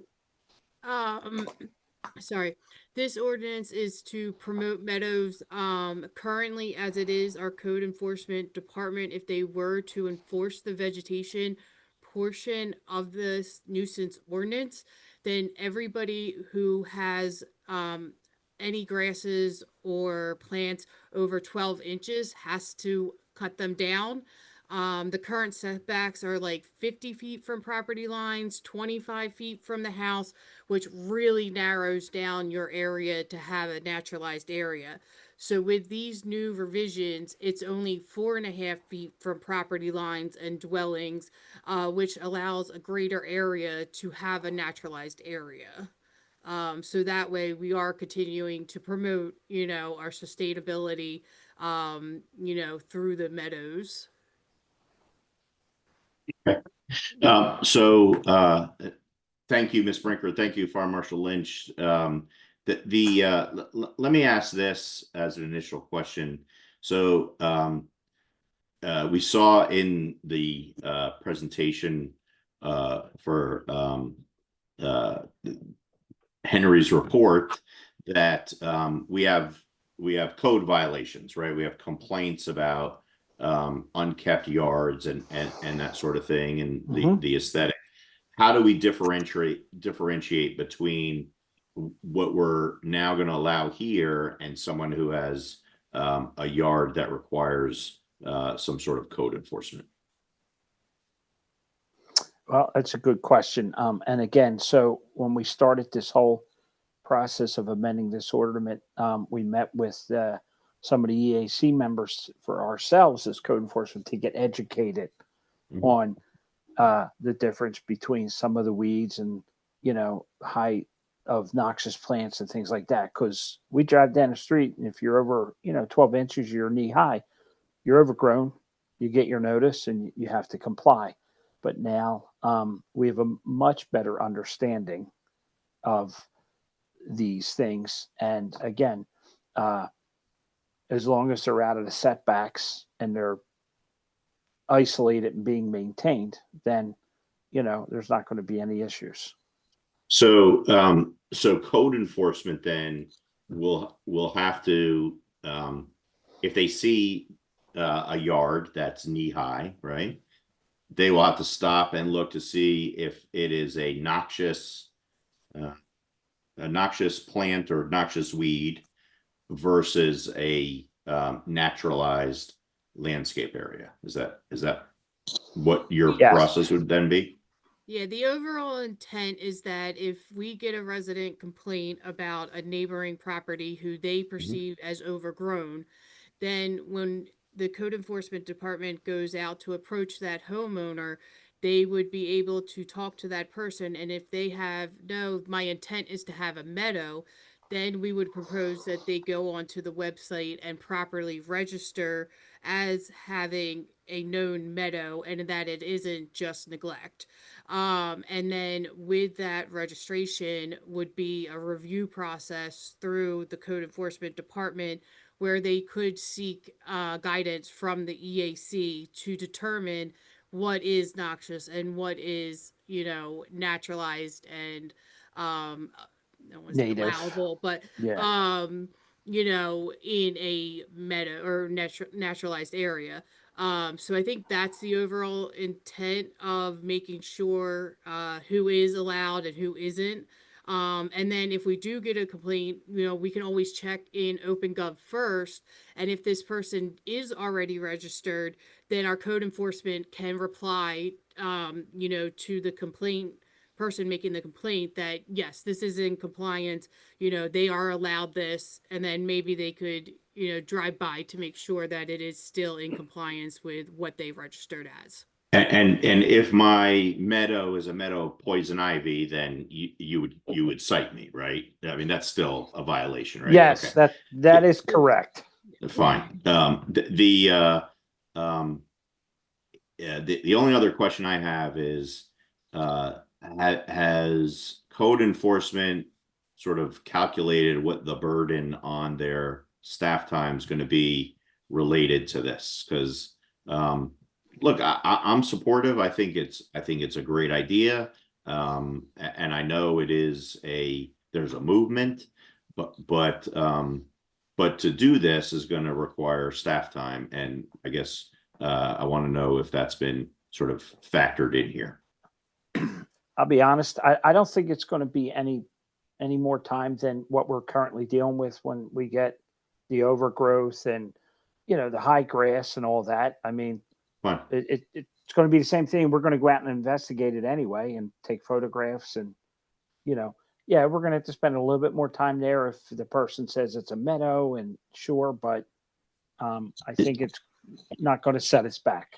You're gonna hit us up for the Plant Finder app at the next finance meeting, right? Okay. Yeah, me and apps. Yeah, no. There you go. All right. Thank you very much, Commissioner Ziegman-Feld, and then down the line, Commissioner Rappaport, Norris. So a question behind this is the registration basically to eliminate or minimize either abandonment or neglect. So anytime you're going to have quote unquote growth in excess of 12 inches, the registration is the one that's saying we're doing it for purposes of naturalizing or creating a meadow on our property. Again, going to that reduced barrier that's now down to 4.5 feet, which makes sense because it suggests that you're not going to have overgrowth onto sidewalks or that kind of thing. But I need to understand if behind it, the registration is basically to make sure that those two conditions are not, being additionally imposed on code enforcement to drive around the township and take measurements of the length of grass on, 30 or 40 properties in each ward. No, I think the overall intent, and Scott, let me correct me if I'm, saying anything out of turn, but I think it's more to address, when we get a complaint, that the township staff has a backing to what they can enforce as far as if it is overgrown, then they can, you know, make sure the person is maintaining their property. But if the person comes out and say, no, my intention is to do a meadow that is native and has the correct types of species, then we can say, okay, can you please register with the township, you know, so that, you know, your neighbors are aware that this is allowable. Does that answer? It does. It just seems like a pretty onerous burden to put on dealing with something like this, where people are, you know, similar to solar, similar to some of the other ways that people are trying to demonstrate and express a greater commitment to more natural, less, you know, less difficult kinds of things. We're starting to create an entire an additional bureaucracy and burden on code enforcement, and then an ordinance that I think starts to really add complexity and difficulty. So that's where my concern is. And you know, what does 12 inches in this situation define? Because some of those natural species, you know, are going to go up, other than, you know, the noxious stuff, but just a natural grass could go, you know, once you have that 4.5 foot clearance, could go much higher and not be deemed, you know, problematic. But okay, that's where my question. The 4.5 is a setback from a, oh, I'm sorry. No, go ahead. Go ahead. Go ahead. So the 4.5 feet is a setback from a property line. It's basically 1 or 2 passes with a mower. And then you're allowed to have your meadow. And if, you know, your meadow can get higher than 12 inches within the permitted setbacks. And then, you know, because currently right now, anything over 12 inches, no matter where it's at, you know, you're cutting it down. So in order to try to promote these meadows and allow people to have them, that's where this ordinance is working towards. So. Okay, I get it. That's great. And Commissioner Ziegenfeld, I shared your concern about the bureaucratic component of it, but I mean, Scott pretty clearly said he didn't think it would be so bad. So and we did talk let's take his word for it. Sorry. Sorry about that. We did talk with the EAC and we presented it to them at 2 meetings. The original version was a permit. However, we did change it to a registration similar to like how contractors have to register with the township. That's why we went with the registration versus the permit, so that we aren't being, you know, township staff isn't spending time reviewing permits. Thank you, Ms. Brinker. Commissioner Rappaport. Thank you. And thank you very much for everybody who's been working on this, because I know it's been a long time in the making. I love the intent. You know, I think we're heading in the right direction. I know the EAC had, I think, 4 or 5 conditions that, or, you know, changes, tweaks to it that they wanted, and I thought those made sense. There were a few things left, though, that are in the wording that really are bothering me. And I'd like that stuff tweaked before we go ahead and pass it. One had the language about aggravating pollens. Well, that's so subjective. Different people are aggravated by different pollens. So I don't think that can stay. I mean, the whole point of plants is that they do have pollen. So anyway, that's really bothersome. The 4.5, you know, feet setback. I know some magnificent yards and gardens that do not overhang the sidewalk, but that are not moved, you know, even 2 feet from the sidewalk. And those need to be, you know, they're not creating hardship on pedestrians.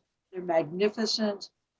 So I think that might be onerous. And the way I read it, it said something about 4.5 feet away from a building.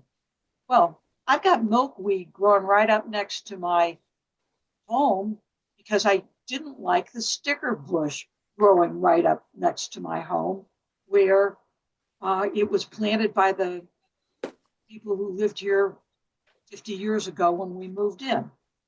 So I'm not sure I understand why we would prevent nice, tall, beautiful plants from being within 4.5 feet from home. So let's check the wording on that.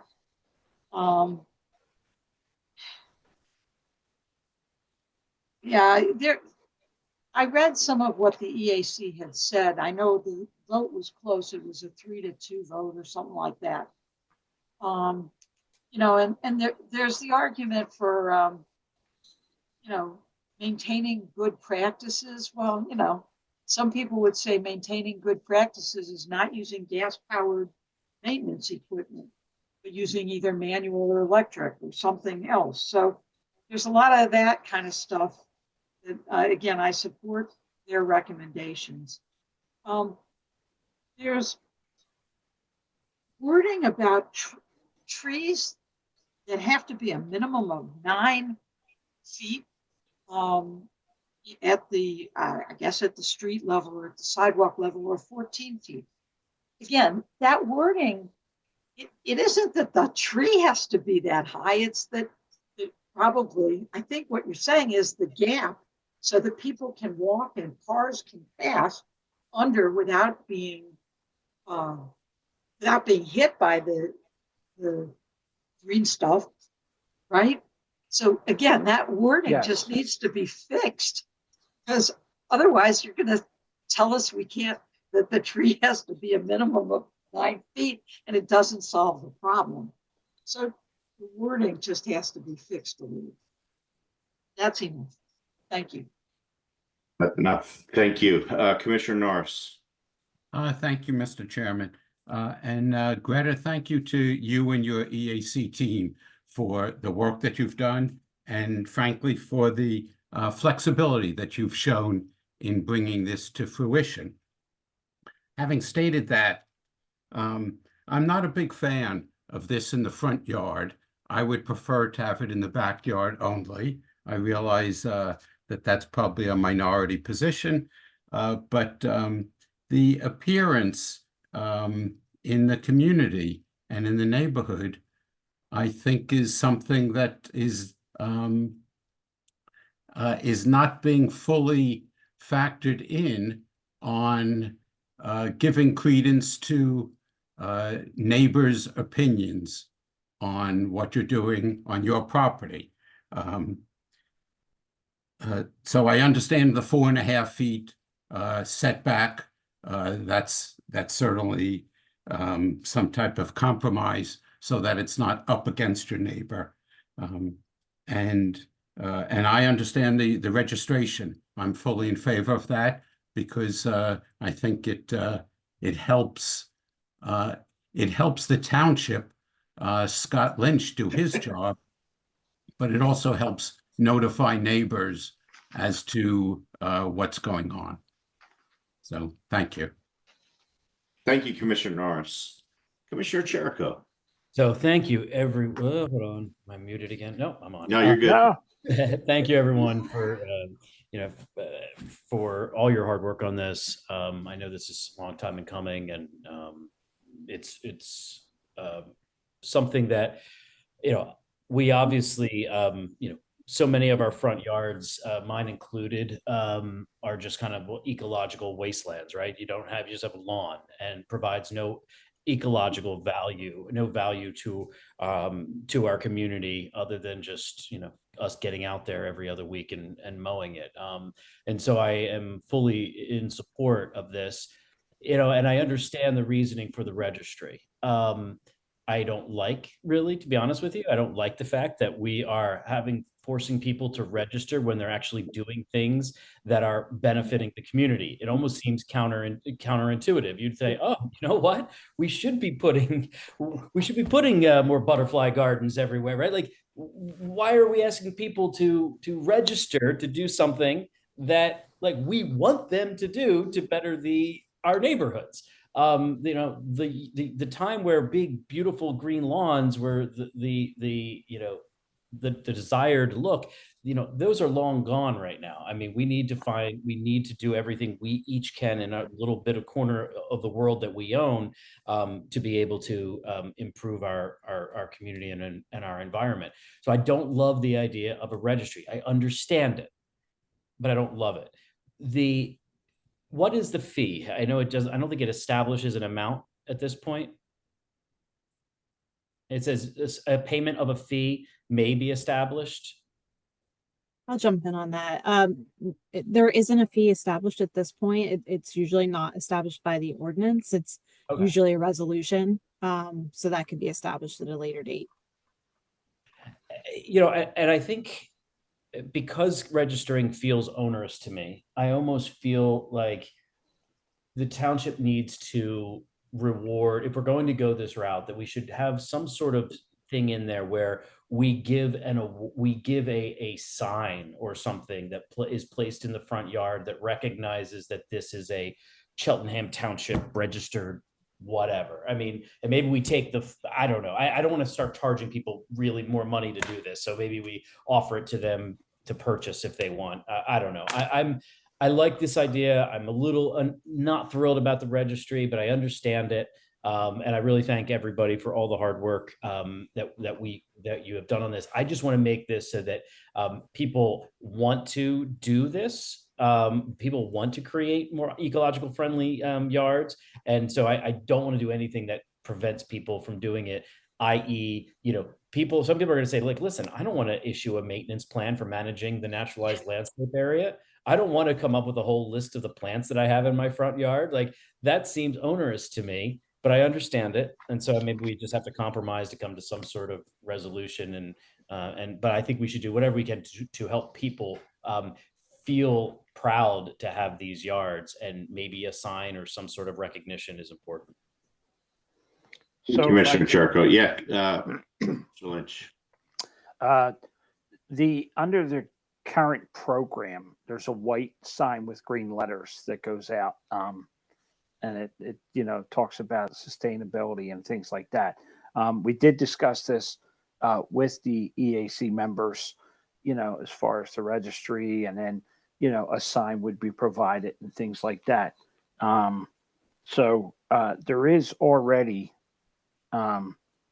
something in place there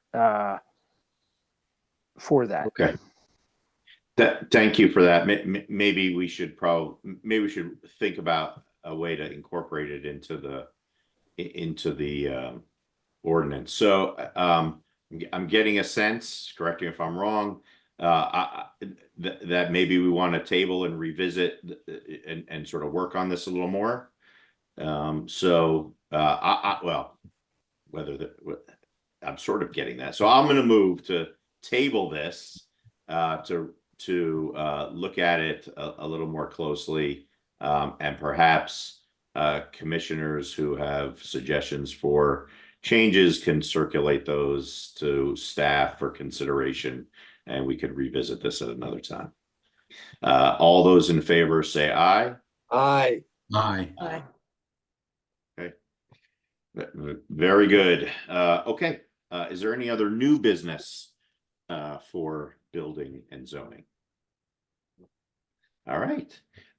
Moving on to citizens forum. Ms. Bunin, are you raising your hand for citizens forum, or for did you want to speak on something earlier? I just wanted to say a couple words about the vegetation ordinance. It's very interesting to hear this discussion, because it's basically exactly how the discussion at the EAC went. I just wanted to mention a couple of the suggestions that we had. The way it's written now, it requires a yearly renewal of the registration. And so we thought that was not necessary and a little bit burdensome. And also it's very interesting to me listening to the discussion about how often the word meadow was used, because I think that is what we're trying to regulate here, and it's not ever mentioned in the ordinance. The word meadow, I don't think, appears. So, and I know all these things are really hard to define. So I look at my yard and I really can't decide if I need to register it or not. It's not a meadow, but it is sort of naturalized. Thank you, Okay. Ms. Bunin, and thank you for your comments, and also thank you for everything you do on the EAC, as well as all your work on these ordinance and other feedback that you provided. Really is very much appreciated. So thank you. Thank you. Thank you very much for that. And this one was really a collaboration between the EAC, mostly not involving me, but several members of the EAC and Mr. Lynch, and at least one, and Sam, Ms. Brinker, and at least one other staff person whose name is escaping me at the moment. Thank you very much. Next is Ms. Melton. Hello, Melton, everyone. You have 3 minutes. Oh, I'm really tired and I wasn't feeling well, so I'll be real quick. Okay. One, about tabling both of the issues, the solar and this vegetation. And listening, I was confused of whether you was talking about a meadow or a garden. Having a garden in front of your house with nice flowers and things, if that's fine. A meadow, in my thought of a meadow, looks like just tall grass, swampland. It just don't appeal in a front yard. And in the historical district of Lamont, we used to have fruit trees and cherry trees and things like that, but not in the front yard. I myself would not want to come outside where I walk mostly, and most people in front, to have a whole bunch of different type of vegetation, because again, some people are very sensitive. I'm one of them. I got rid of my valley, lily of the valleys because of that. So thank you. The other thing was in regards to the solar panels, that maybe a survey of the residents, who mails out something. Cause so far, Commissioner Brockington is one person, and a member of our Bahar, because this came up in our conversations, said that they would have loved to have solar panels, but for whatever reason, couldn't. So, my own personal opinion is that because of that fire that we had, the Sycamore and Willows, that had the solar panels on top of that house, I'm kind of leery of the solar panels, especially on older wood frame houses. And then in this ordinance about vegetation, what do you consider a nuisance vegetation? Because I have a nuisance vegetation, I didn't put it there. My neighbor decided to get hedges. It's a nuisance to me because they don't grow on his side. It grows on mine. And then I have to cut it or get somebody to cut it. And Ms. Melton, you're getting on in your time, just to let you know. okay, 2 minutes. I already did 2, right? Got 1 more. So about 30 seconds.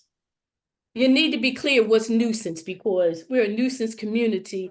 And so far I've been working it out with my neighbors. So you have to be clear what nuisance vegetation. Other than that, thank you, everyone. Thank you, Ms. Melton. All righty. Have a good evening. You too. Ms. Stein, welcome.